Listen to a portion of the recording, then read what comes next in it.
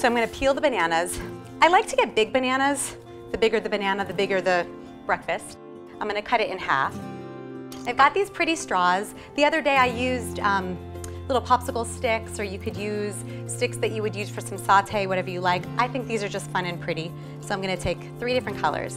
So I think that stick is a little bit long for this banana. Taking off about an inch or so. So, super simple. Take your stick, put it in your banana, take a knife.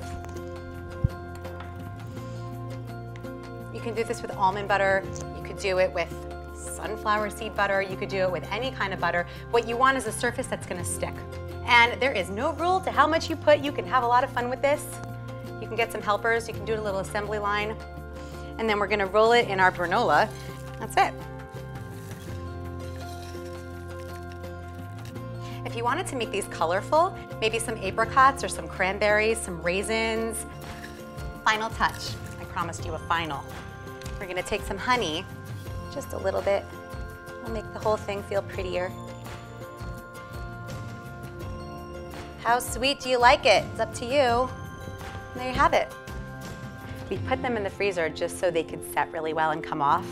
And they're on this parchment paper, so it makes them really easy to slide off. And they are so perfect. You could put these back in the freezer if you want. You can give them to your kids, wrap them up even in some little plastic wrap. Let's see if this guy comes off. You can take it to work, you can wrap it as a snack. It'll probably keep for the full day. So, oh my gosh, I cannot wait to try these later and to let the kids have a bite.